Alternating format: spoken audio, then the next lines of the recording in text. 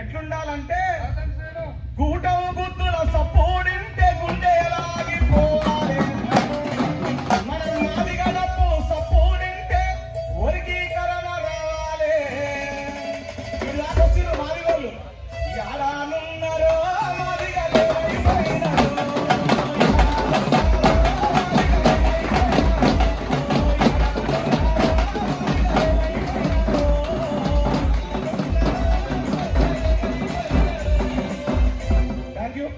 తప్పులండి. Thank you మీ అందరికి.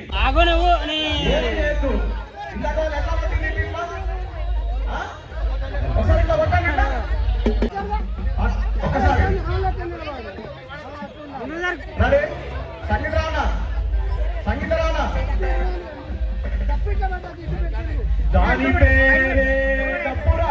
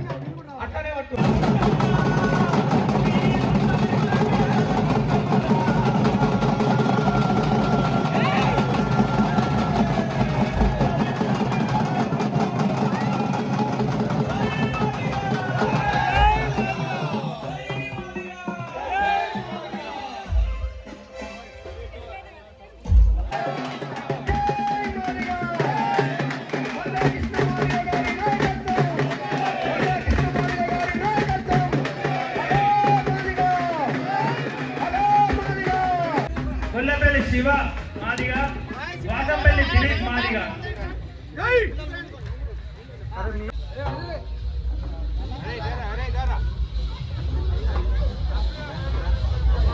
అందుబాటులో ఉన్న వారి పేర్లు సేకరించి కమిటీ వాళ్ళు రాశారు. రాని వాళ్ళు కూడా తప్పుగా అన్యదా భావించకుండా సభకు పరిచయం కావాల్సిందిగా, వేదిక వద్దకు రావాల్సిందిగా కోరుచున్నాము. దాసరి సంజీవన్న గారు, కాతం శ్రీనివాస్ మాదిగా,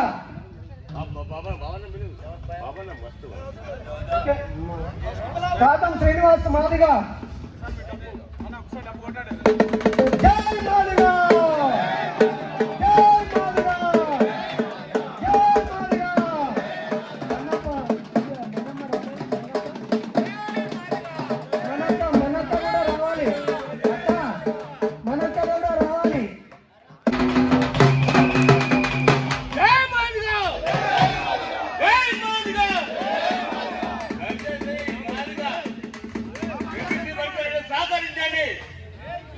సంపన్న వర్గాలు కూడా సహకరించండి. జై మాదిగా.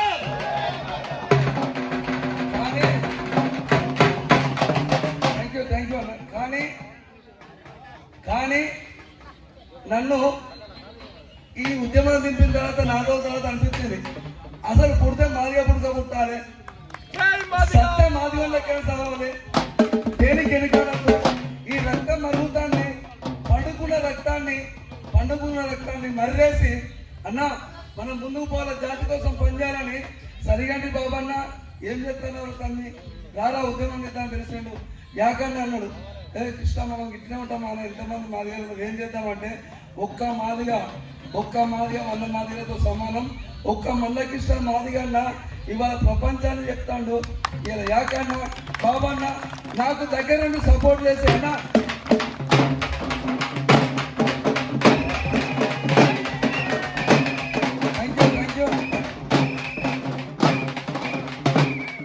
దగ్గర నుండి సపోర్ట్ చేసి నా వెండుదల నుండి రాజేంద్ర ప్రసాద్ అన్న ప్లీజ్ రాజేంద్ర ప్రసాద్ అన్న దయచేసి పైకి రావాలి అన్న. ఇట్లా మా వెనుక ఉండి సపోర్ట్ చేసి నన్ను పెద్దలు చేసిండు.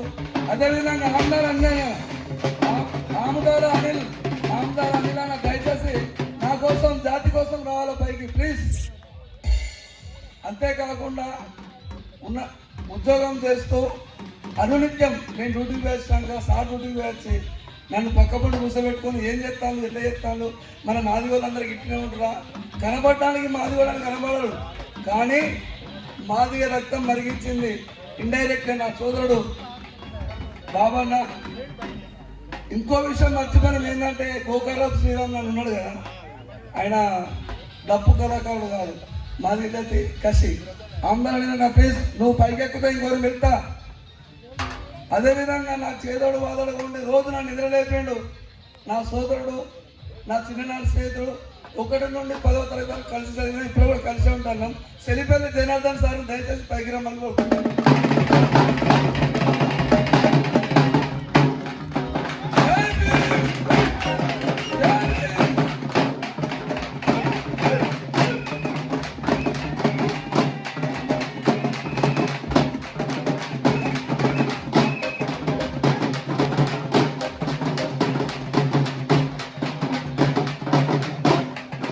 థ్యాంక్ యూ అన్న.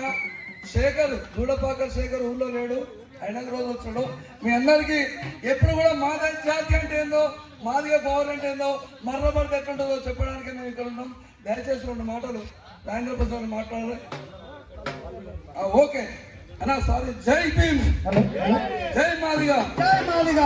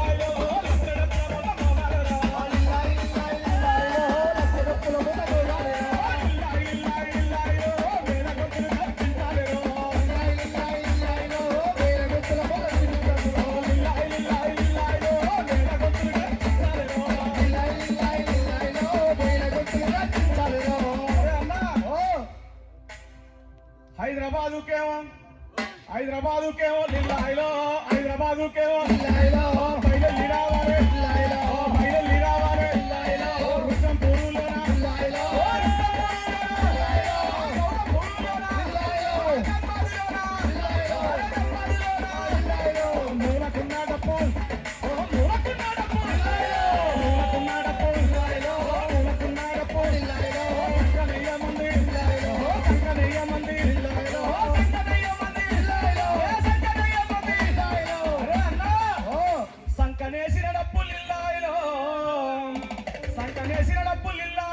నుప్పుదేగక్కిది లిల్లాయిలో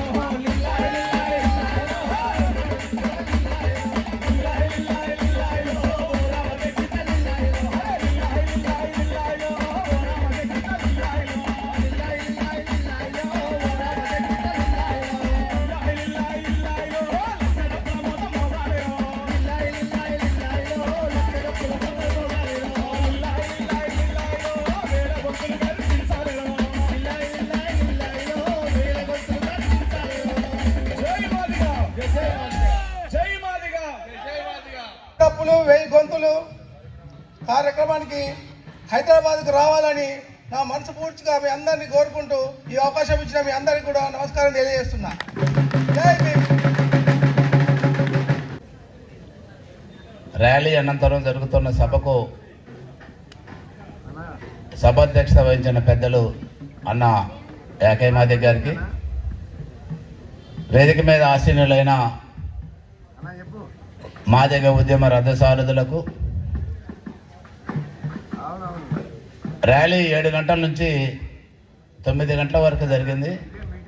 అయినా కూడా ప్రారంభంలో ఎంతమంది అయితే నా జాతి మహిళలైన అమ్మలు అక్కలు చెల్లెలు ఉన్నారో ఇప్పటి వరకు కూడా అదే చూస్తూ ఇక్కడ కూర్చొని ఉన్న ప్రతి ఆడబిడ్డలకు, ఈ సమావేశంలో పాల్గొన్న మాదిగ ఉద్యోగులు, విద్యార్థులు, యువకులు, మహిళలందరికీ సామాజిక ఉద్యమ నమస్కారాలు తెలియజేసుకుంటున్నాను.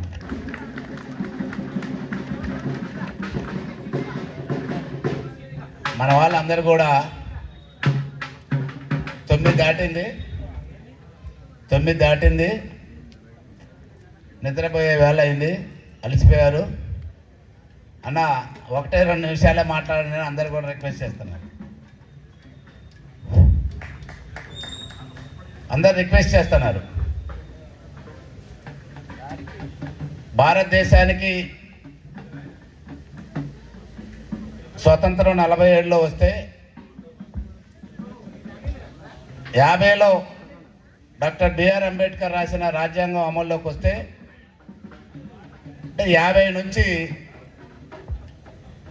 సుమారు 1994 వరకు, అంటే 44 సంవత్సరాలు అంబేద్కర్ సాధించిన రిజర్వేషన్లు, అంబేద్కర్ సాధించిన ఫలాలను కూడా చూడకుండా నిద్రావస్థలో నిద్రపోయింది ఈ జాతి. నిద్రావస్థలో నిద్రపోయింది. ఆ నిద్రపోయిన జాతిని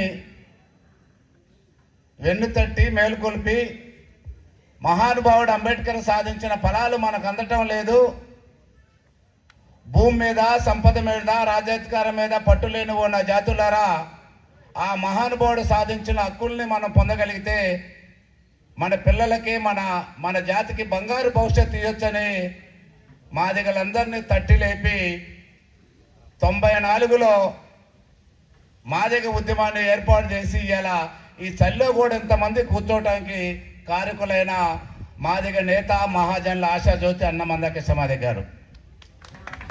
ఆయననే కృష్ణమాదిగ అనే వ్యక్తి ఈ జాతికి జరుగుతున్న అన్యాయం మీద మాదిగ రిజర్వేషన్ పోరాట సమితిని స్థాపించకపోయినా, మనకు జరిగిన అన్యాయాన్ని ప్రశ్నిస్తూ, సమాజంలో జాతిని ఐక్యం చేస్తూ, సమాజంలో ఉన్న అన్ని రాజకీయ పార్టీలను, అన్ని కులాలను కూడా మాదిగలకు జరిగిన అన్యాయం, జరుగుతున్న అన్యాయం మీద మనం స్పందిస్తూ ముందుకెళ్లే క్రమంలో సమాజం కూడా వీళ్ళు కోరే కోరికల్లో వాస్తవమే కదా, నిజమైందే కదా, వీళ్ళకి న్యాయం జరగాలి కదా అని సమాజం అంతా కూడా మనకు అండగా నిలవటం వల్ల మనం 30 సంవత్సరాల సుదీర్ఘ పోరాటం నేటి వరకు కొనసాగిస్తున్నాం. ఈ 30 సంవత్సరాల పోరాట ఫలితంగా దేశ అత్యున్నత న్యాయస్థానమైన సుప్రీంకోర్టు ఆగస్టు 1న ఎస్సీలను ఏబిసిడీలుగా వర్గీకరించే అధికారం 2004 నవంబర్ 5న రాష్ట్ర ప్రభుత్వాలకు లేదని అప్పుడున్న 5 జడ్జీలు తీర్పు ఇవ్వడం జరిగింది. కానీ ఎస్సీలలో ఉన్న 59 కులాలు అసమానతలు కొట్టుమిట్టాడుతున్నాయి. అంబేద్కర్ సాధించిన ఫలాలు 58 కులాలకు అందటం లేదు. కాబట్టి వర్గీకరణ పోరాటం న్యాయమైంది. వర్గీకరణ చేసే అధికారం రాష్ట్ర ప్రభుత్వాలకు ఇస్తున్నామని ఆగస్టు 1వ తారీఖున సుప్రీంకోర్టు తీర్పు ఇవ్వడం జరిగింది. ఆ తీర్పుని అనుసరించి మనం విజయోత్సవం జరుపుకున్నాం, కేక్ కట్ చేసుకున్నాం, బాణసంచా పేల్చాం, డాన్సులు వేసాం, కుంకుమలు చల్లుకున్నాం. 30 సంవత్సరాల కళ నెరవేరిందని ఆశపడి ఉద్వేగంతో ఊగిపోయాం. కానీ మన ఉత్సాహాన్ని, మన తెలివితేటల్ని సుప్రీంకోర్టు మనకిచ్చిన ఆ తీర్పును కూడా విచ్ఛిన్నం చేస్తూ ఆ తీర్పును కూడా అడ్డుకుంటున్నారు ఈ రాష్ట్రంలో ఉన్న కొంతమంది మాల సోదరులు. ఈ రాష్ట్రంలో ఉన్న కొంతమంది మాల సోదరులు అందరినీ మనం అంటలే. మాల వాళ్ళల్లో మేధావులు ఉన్నారు, వర్గీకరణ సమర్థించే వాళ్ళు ఉన్నారు. వర్గీకరణ సమస్య పరిష్కారం అయితే దళితులంతా ఐక్యంగా రాజ్యాధికారం పోరాడుకోవచ్చని, రాజ్యాధికారం కోసం పోరాటం చేయొచ్చని మాల మేధావులు కూడా ఉన్నారు. కానీ రిజర్వేషన్ల పేరుతో 50-60 సంవత్సరాలుగా ఎమ్మెల్యేలుగా, ఎంపీలుగా, మంత్రులుగా పాతుకుపోయి పూర్తి రిజర్వేషన్లను మాలల్లోని నిరుపేదలైన మాలలకు కూడా అందకుండా 1-2 కుటుంబాలే దోచుకుంటూ వర్గీకరణ మిగతా వాళ్ళు కూడా అందకుండా చేస్తున్న కొంతమంది మాల స్వార్థపరులు వాళ్ళ రాజకీయ అవకాశాలు ఎక్కడ పోతాయని మాల వాళ్ళందరినీ రెచ్చగొట్టి వర్గీకరణ న్యాయమైందని చెప్తున్నా కూడా వర్గీకరణకు బ్రేకులు వేసి తెచ్చుకొచ్చారు. మరి మాలలు ఈనాడే అడ్డుకుంటున్నారా? ఇంతకుముందు కూడా అడ్డుకున్నారా అనే విషయం మనం తెలుసుకోవాలా. 94లో ఉద్యమం స్టార్ట్ చేస్తే,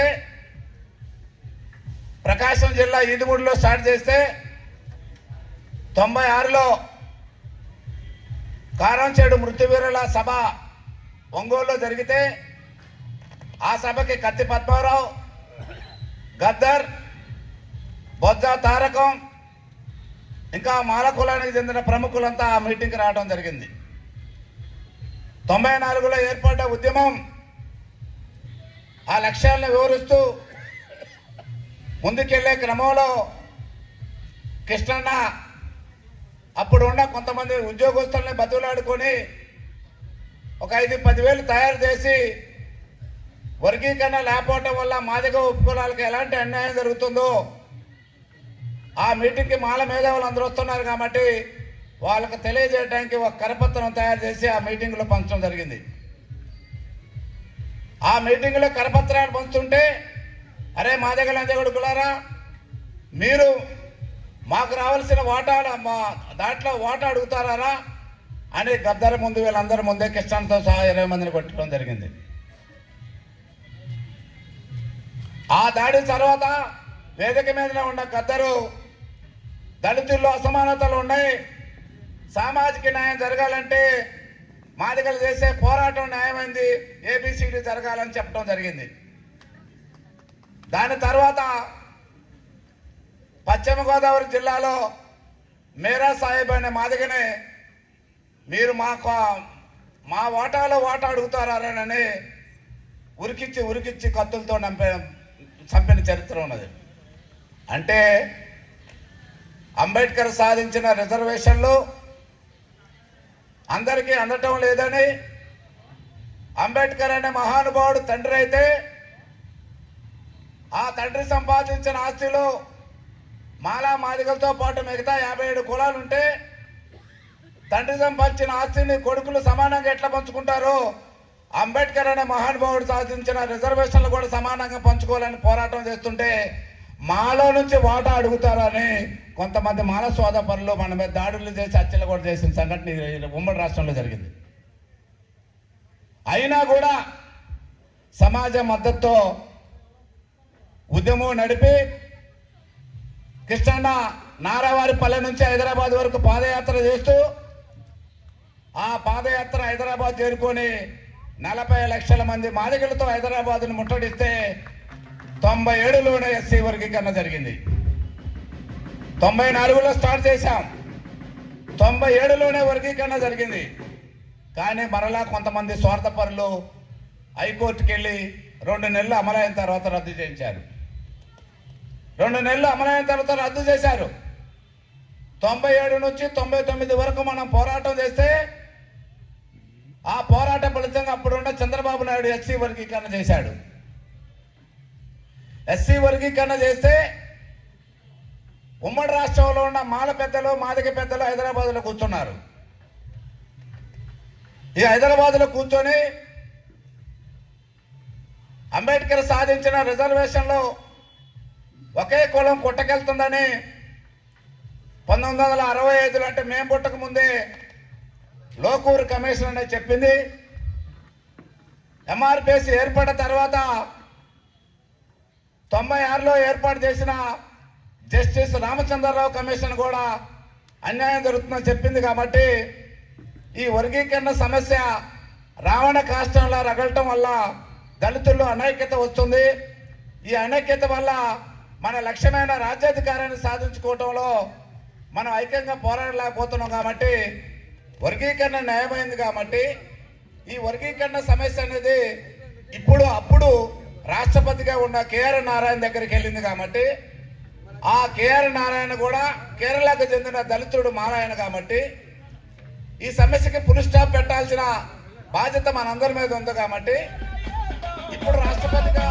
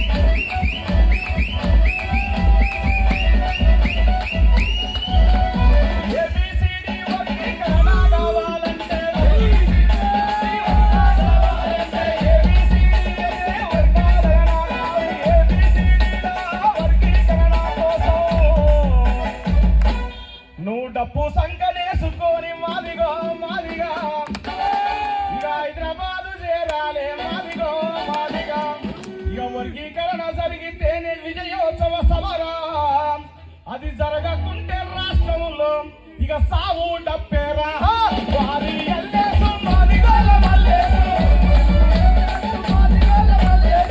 సింధు శివకేసు పైల రాజేసు సింధు శివకేసు పైల రాజేసు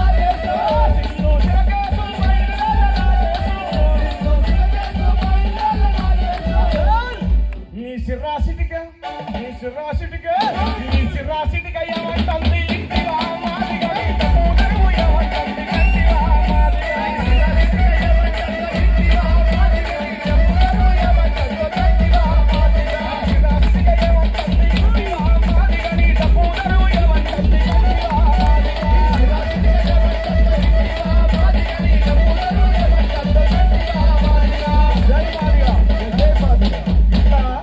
లక్ష డప్పులు వేల గొంతులు కార్యక్రమం ఎప్పుడైతే కృష్ణ మాదిగ ఇచ్చిండో దాదాపు 1,00,000 పాటల దగ్గరకు వచ్చినాయి మాదిగల పాటలు. చెడుపు సాములతోటి నిలబడి నిలబడి పోరు చేసిన మాదిగ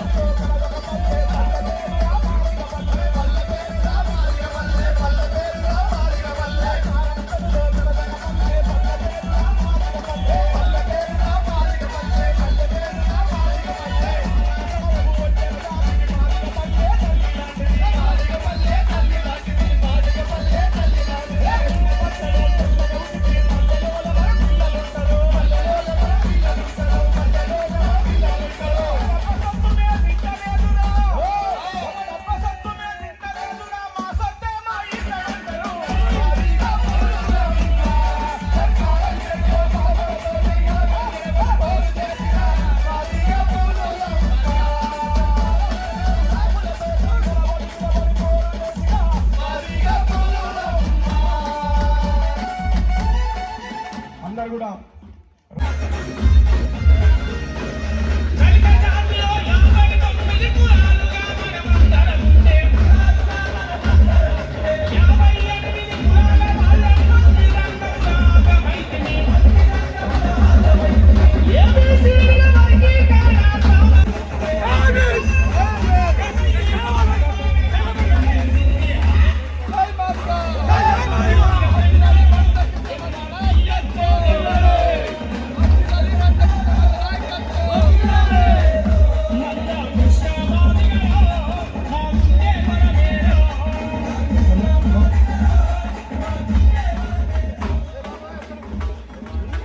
పాట పాడ